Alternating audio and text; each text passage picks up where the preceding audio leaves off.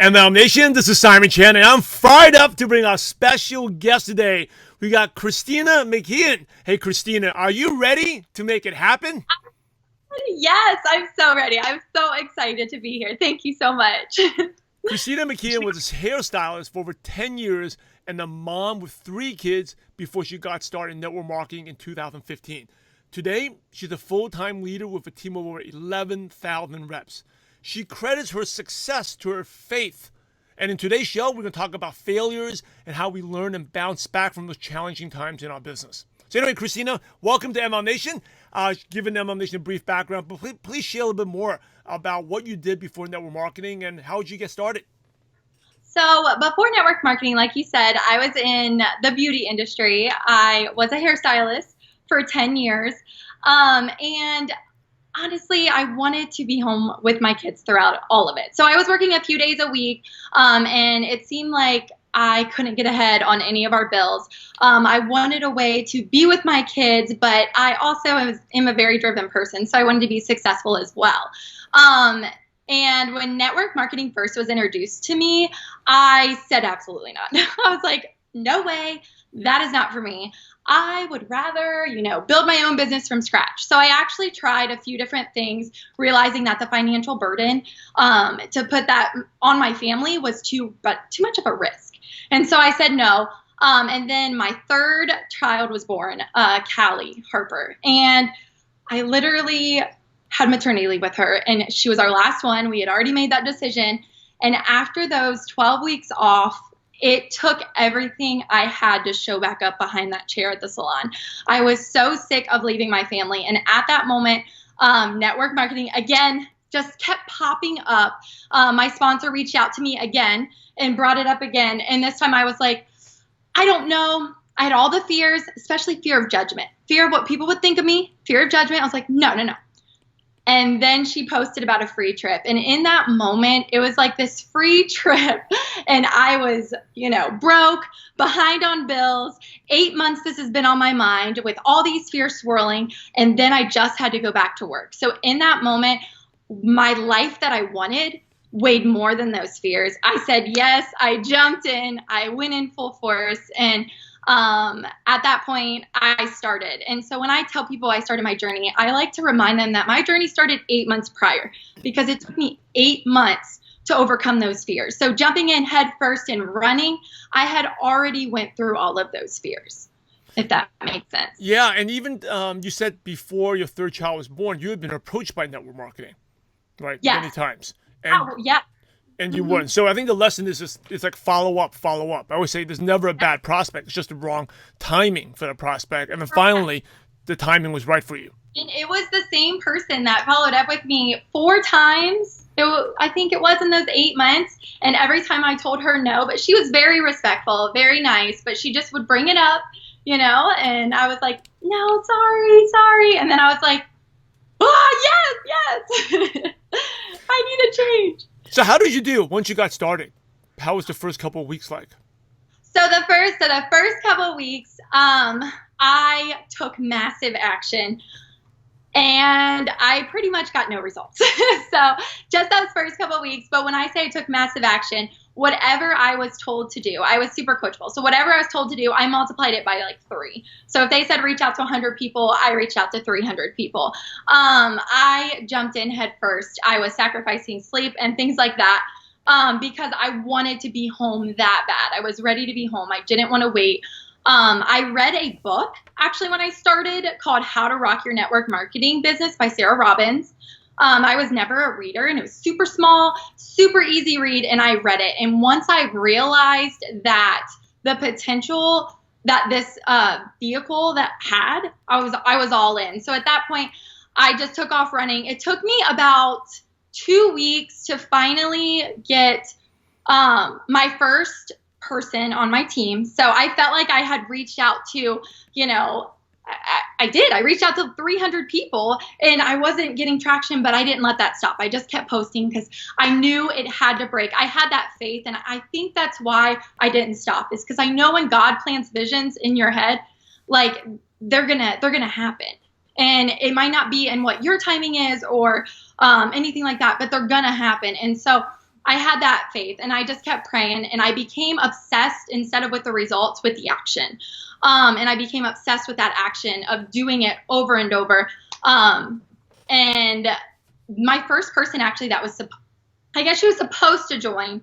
And she literally, I swear this was the enemy testing me. She was supposed to join. She was coming back from college. We were meeting up, and she had a friend that wanted to join too. I used to do her hair at the salon, and I was so excited. I was like, yes, my first girl. I literally, 2 weeks before, or not 2 weeks, like 2 days before we were supposed to meet, she sends me a message and it's like, hey, thanks for all the information. I loved it. I decided to join someone with more experience. So I'm in your company, blah, blah, but I joined your sponsor, and my friend joined too.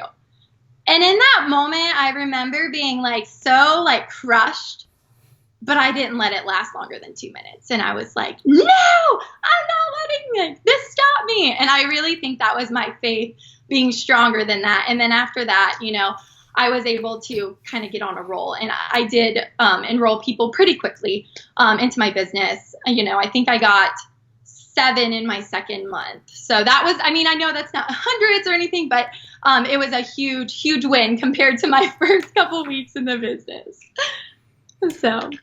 Give me a second. I'm going to change my Wi-Fi. Okay, we're good, just in case. Let me. You may lose me for a second.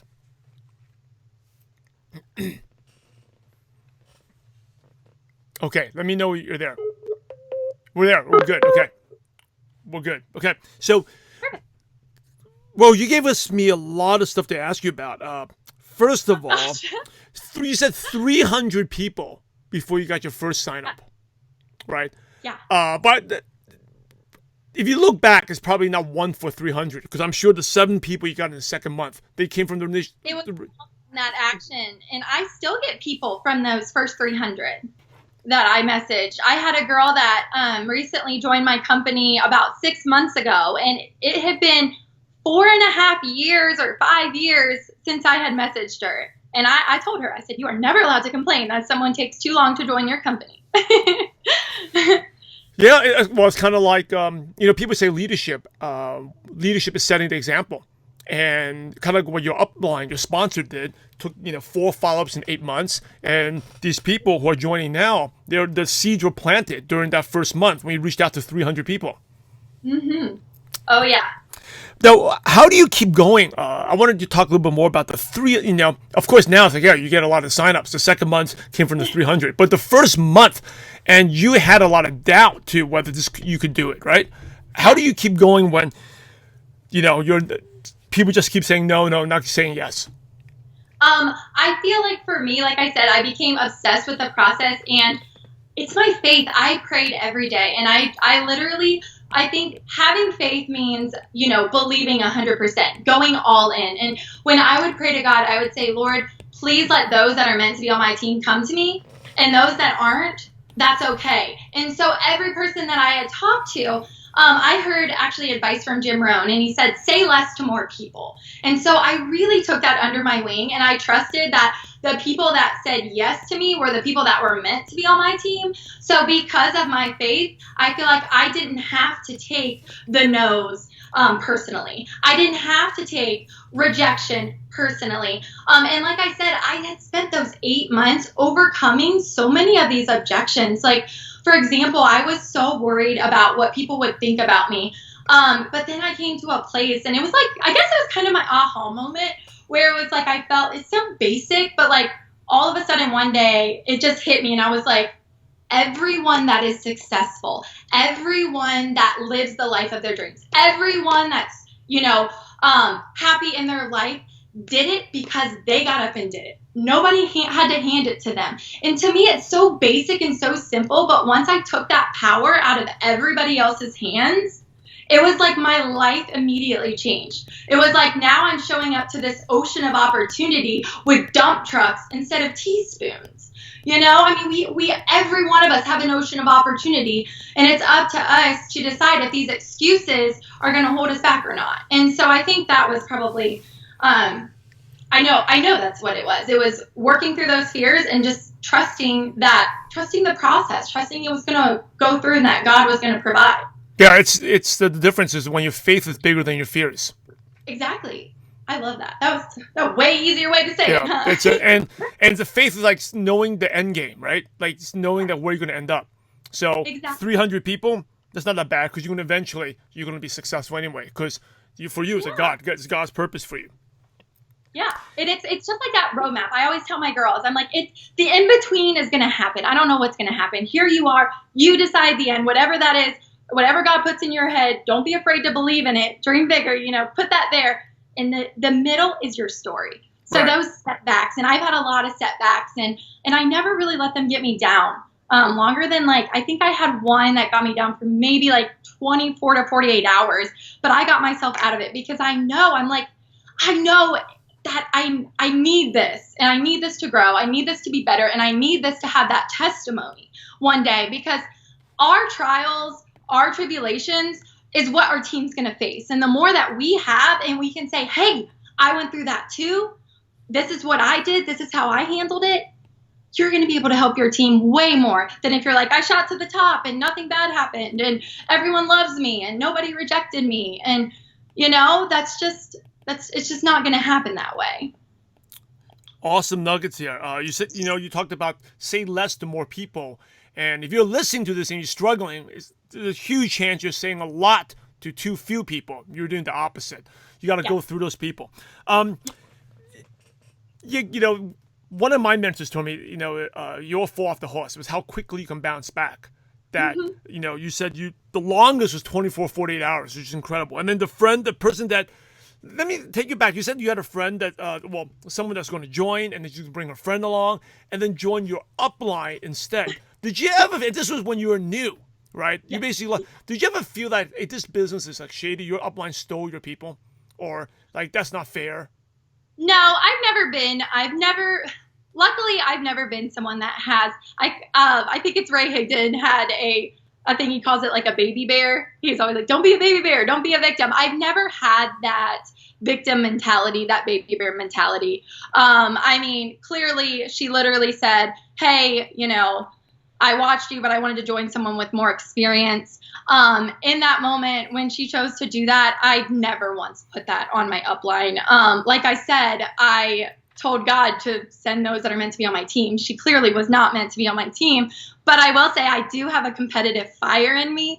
And I don't know if it's necessarily a good thing or a bad thing, but at that moment I decided that my team would be better and stronger than any other team out there. And I created this vision for my team. I didn't have a team name, nothing like that at the time, but I created this vision for my team where I was like, I'm going to give more recognition than ever. I'm going to spoil them more than, like, I just was saying all of these things. And I remember I was like, one day she's going to wish she was on my team. Obviously, as I grew, I realized like, no, I don't want that for her. But it's my competitive nature, I think, that really helped me get through and turn that into a positive to kind of take that growth. Sometimes I feel like that anger and that demotivation that you can get can light a fire in you, So that's it. How do you bounce back? So talking about like the person that joined someone else, and also, the other one I forgot. But like, what's your self-talk when something happens to you like that? So I actually have a really cool tool that I want to share with you guys that I use. When I built my business, I ended up hitting the top of the company 13 months after I started. And I was super excited. And then I was working towards maintaining the top of the company because we get to earn a missions trip. And it was something I've always wanted to do. To be able to maintain, just real quick, give you a background, to be able to maintain the top of our company, we needed 4 leaders, 4 frontline leaders. Okay. And I had that, and I was so excited. And I was working with those girls. They were amazing. And a couple of them were my close friends. Right after Christmas, the new year was starting. I told my husband, this is the year we're going to, my girls are exploding. They're going to all hit the top. We're doing this. I had 3 of my frontline leaders come to me and tell me that they were leaving my company. You need 4. 3 of them just left me. And so that was the thing that got me down, I think, for that 48 hours, because it was a few different hits. Number one, these were my friends, real relationships, you know. Number two, you know, I saw them in these top positions, so it was kind of disheartening to be like, oh my gosh, like I know what you're capable of. And then number three, you know, I felt like my goals that I had for that year kind of just like broke apart in an instant. So for me to overcome that, my self-talk, I just kept saying like, it'll be fine, but I needed more than that. I prayed a lot for direction, but I found this video and I want to share it with you guys. So anytime I go through anything crazy, it's by Billy Alsbrooks, if you've ever heard of him, and it's called Blessed and Unstoppable. It's like a 40-minute like compilation of just motivation, biblical motivation. He talks a lot about being a champion and how you know, winners are winners when they're winning. Everyone's a winner when they're winning, but champions know how to, you know, get back up after they've been knocked down. And so that video I put on repeat. I cried in the shower with it. I screamed. I got to the point where the second day I was screaming like, I am a champion. And I went in my team page, and again, I used that passion, and I said, I can put my focus on these people leaving, or I can put it on the people that stayed. And that was something God like really revealed to me through these videos was, you have people that are still here, a bunch of them. And it is time to pour into them like never before. And so I went live and I was like, I know this may have happened and that's okay. And some people have different callings. And, you know, I really believe in loving your team for the good, through the good and through the bad. So you'll never see me trash talk anyone in my team. You'll never see me, you know, have ill feelings for someone who leaves. You know, like I said, I leave that up to God. But I will say that after that video, my team got stronger. It's like we band together. I had two elites two like leaders pop out of, I don't even know where they came from. We ended up maintaining the entire year when it looked absolutely bleak. And all I can say was God was in my company. Yeah. There, you know, and leadership always rises during crisis. Yeah. You know, and for every bad, I mean, there's a saying that God's plan is always longer, more inconvenient, and not what we want, but always better. Yes. Always better. And you probably wouldn't, if those three people stayed, you probably wouldn't have known all these other leaders you had in your existing team. Yeah, right? 100%. And I don't even know. I mean, it's still, I'm like, I hate that they had to go. But I can't say that I wish they were still here because of where we are now and what we have and the community that we've created. And it's just incredible. And I like what you said, winners win, right? Winners win when they're winning, but champions know what it's like the ones who really get back. Because anyone can win when things are good.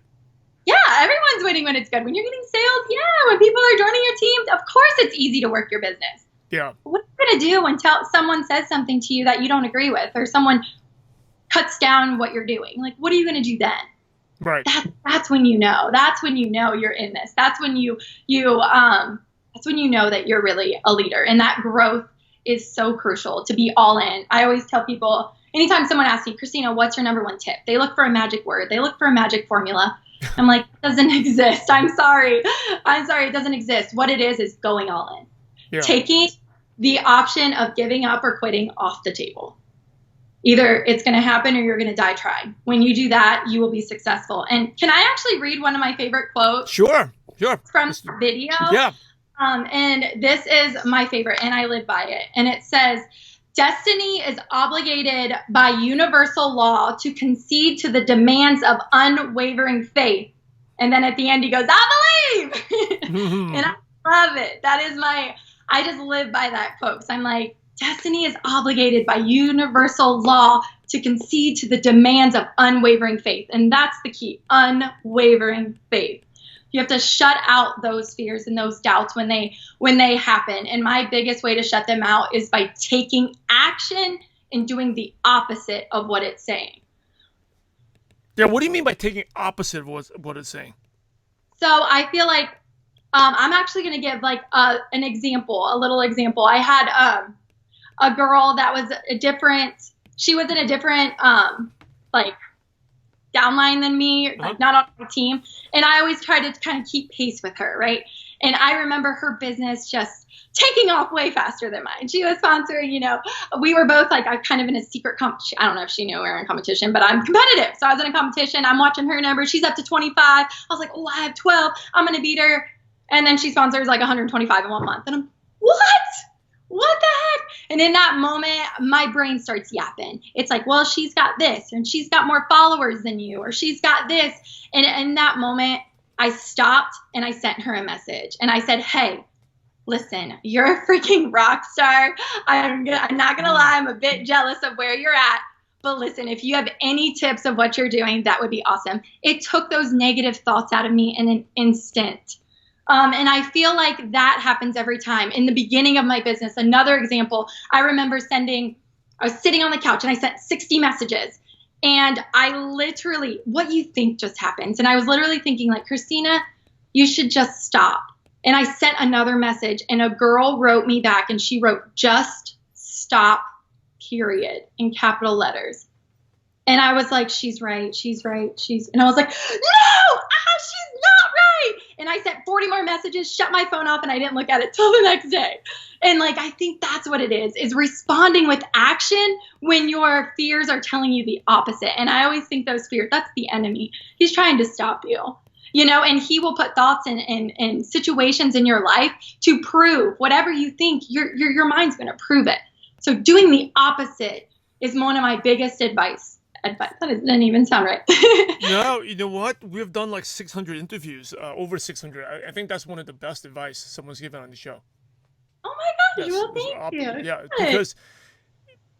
because we all have our fears, right? Like if someone says, stop this, this is a scam, and you stop, the next day is more important. It's not just a numbers game. The next day you don't feel good about yourself, right? No. You let but you go out to send another 40 message, you end, like as I kind of teach my kids in sports, you always end on a good note. It doesn't matter what happens, end on a hit, end on a good note. We practice, end on a made shot, because the next day, my mentor told me, is when you're skiing, what's the most important ski run? It's the last one before you rest, because that's what you remember. That's what your subconscious mind remembers. So what you said is brilliant. You go out there, you do the opposite, because if you do what your fears, then you just basically reinforce that fear. You gave strength to that fear. That's right. Really good. I like that. Opposite. What's the video by? Billy Westbrook, is that? Billy Alsbrooks. A-L-S. Yeah. B-R-O-O-K-S. Billy Alsbrooks on YouTube. It's called Blessed and Unstoppable. He has like a bunch of different ones. The first one is just like my go-to. And I tell all my girls that, anyone struggling, I'm like, you got to listen to this. It's actually step one of our training. I'm like, you need to know you're a champion and that it's okay to get knocked down, but you can get back up. Yes. And ML Nation, we'll put that video on the show notes page so you all can watch it. I'm going to go check it out as well.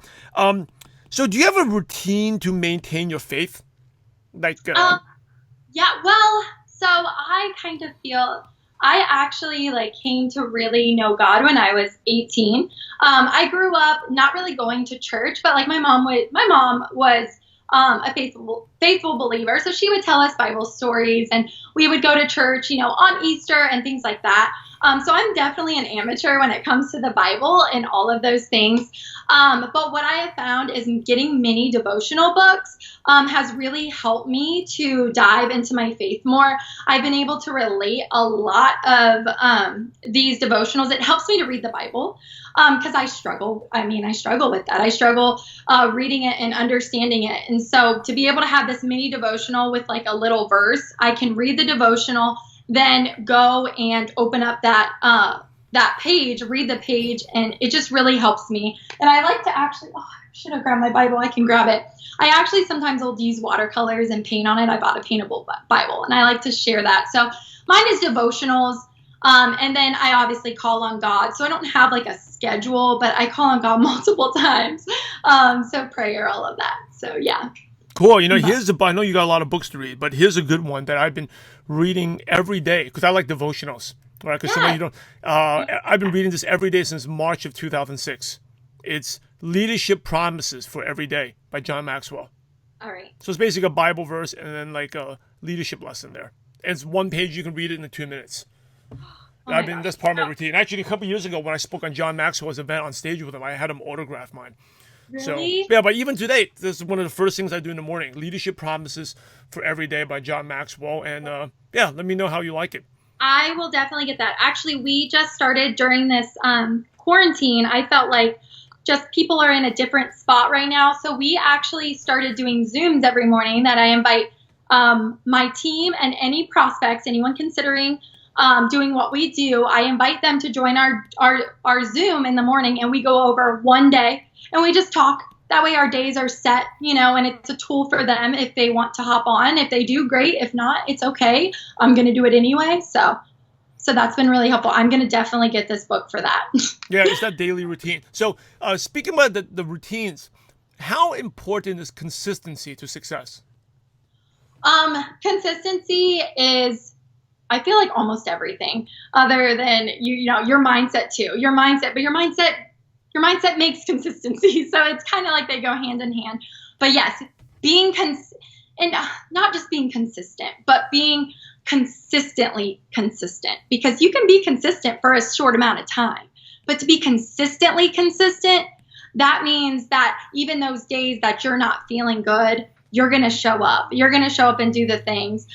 For me, my consistency might look a little different than others. I know a lot of people like to have like their daily mode of operations where every day they do this. I work more in blocks. So like, I'll be like, okay, this week is my sponsoring week. And I hammer down sponsoring. This week is the week that, I'm going to work on booking customers week, right? So I kind of work in blocks, and I'm always paying attention. I'm very, I guess not big in numbers, but kind of number driven. I look and when I notice something is out of whack, like maybe my sponsoring numbers are down, then guess what? It is time to amp up. So I'm constantly kind of aware of the situations around me. Same with my team. If I'm noticing, oh my gosh, our sponsoring numbers are going down, I don't use that to get down. And I think that's one of the top earner like tips I tell my girls is you have to be able to look at your numbers and use those as motivation to do more and not beat yourself up. And I think that's so crucial in this business. And that's exactly what I do is I'm never like, whoa, I must be really bad at this, or, oh my gosh, my girls are horrible, because no, I'm like, no, what can we do? Maybe they need to learn this. Maybe we need to set up a special group for this or that. So I think that's a key in being a top earner is being able to look at numbers, not ignore them. If you ignore them, I think it's Jim Rohn. He's like, you can act like those weeds aren't there, but they'll overtake your garden. You got to be able to pick them. You got to be able to get to work. So yeah, great stuff. I love the fact that you're blocking too. So it allows you to focus. And I think consistent. You can't do too much. And I like how you do 1 week intense focus on that. And that's how you get results.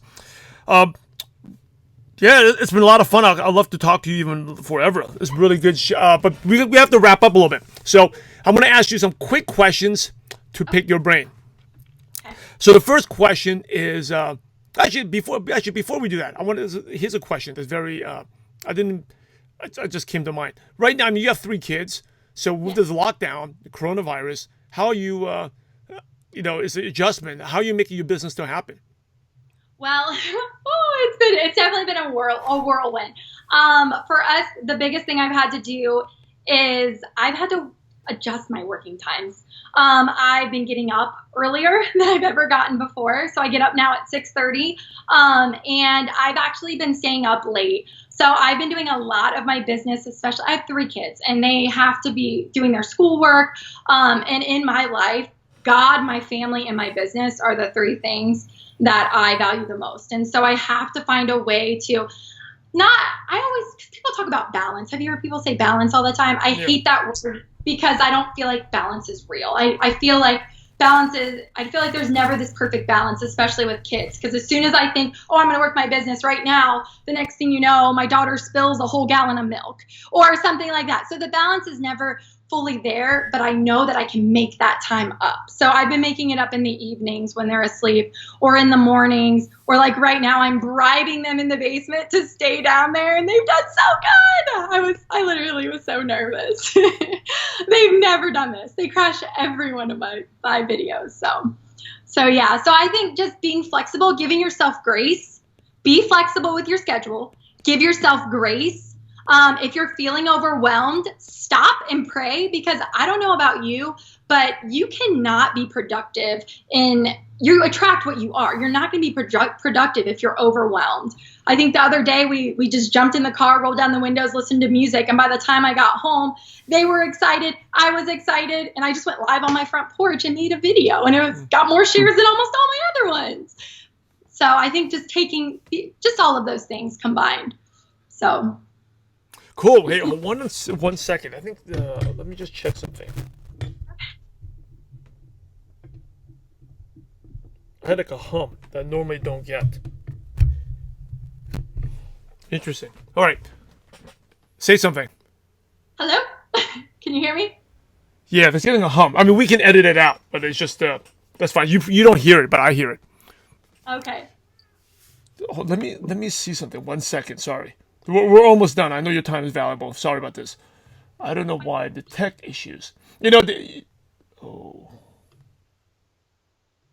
All right. Let me see this better. Say something. Hello? Hello? Hello? Hello? Yeah. Okay. Say something. Keep talking. Hello? Is this better?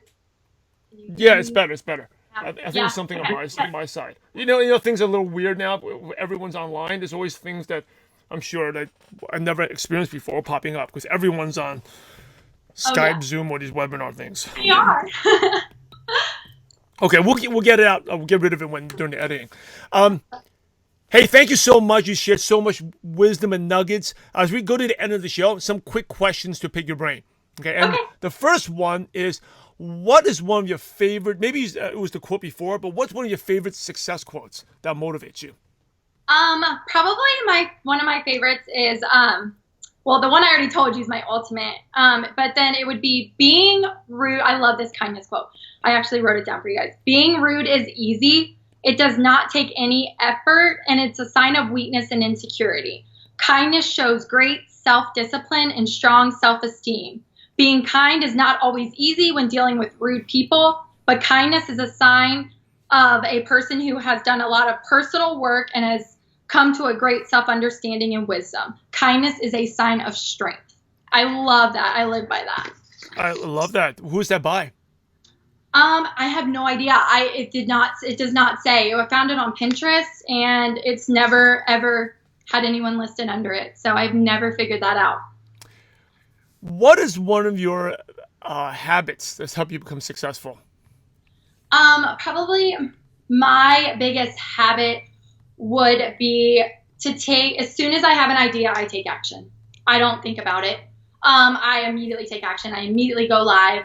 The other day I had an idea for my girls. I was like, oh, they need to learn how to sell $500 in 2 weeks. I created a group, didn't plan it out yet, made the group, advertised it. It starts on Monday, and now I've got my content. Like, I just take the action, and it makes me do it, especially with crazy kids. Yes. Money likes speed. Yes. Quick app. The passion you have when you're excited in the moment rather than waiting, I think makes it correct too. And before your negative self-talk, the enemy comes and you talk yourself out of it, procrastination, and then you lost the passion for it already. And then exactly every single time. Yep. What's the best piece of advice you ever received?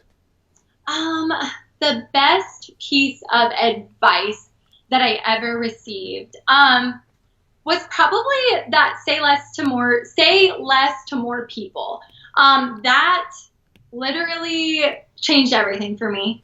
It then made it not about the result, but the activity. And I think that is huge in this. So, what's your favorite prospecting tool? Say you have a qualified prospect. Do you FaceTime one-on-one with them? Will you send a video first? Do you do Zoom? What do you like to use, Krystina?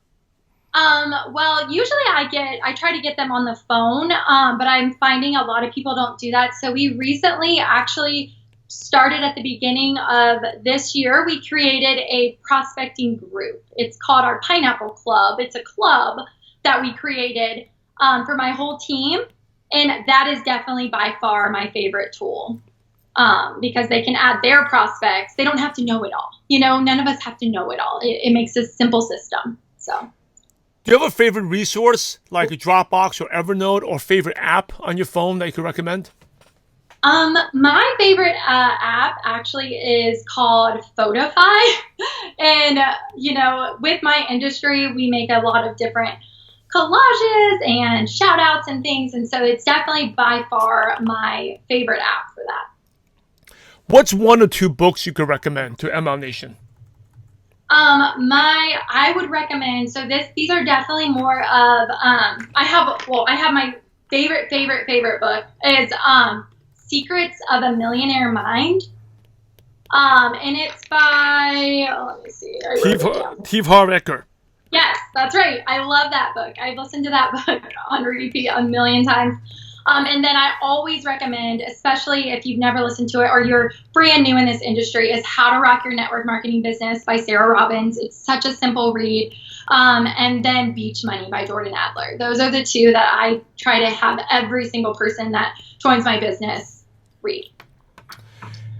And here's the last question, the $1 million question. You ready? Yeah. Imagine you had to start all over again and you knew no one. So you didn't know your husband, didn't know your kids, you had a contact list of 0, but you had all your current knowledge, skills, and wisdom. What's the first thing you do to find prospects, or the first place you go and build a network marketing business from scratch? I would use Facebook. I would get on Facebook immediately, and I would friend people and get myself in front of as many people as I could. I'm someone that believes, I know a lot of people think that you have to spend all this time building rapport and building relationships. I don't believe that, because I feel like you can have chemistry with someone if you're in front of them enough and you are open with your life. They will find a connection with you. And so I will get in front of them as much as I can. I would add friends like crazy, like a mad woman, get in front of them and then reach out to them.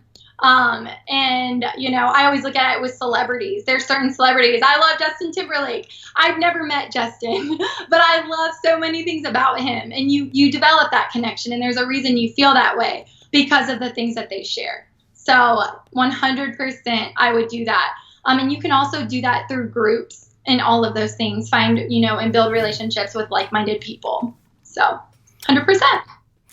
Thank you so much. As we wrap up, do you have any last words or advice? And then what's the best way listeners can connect with you?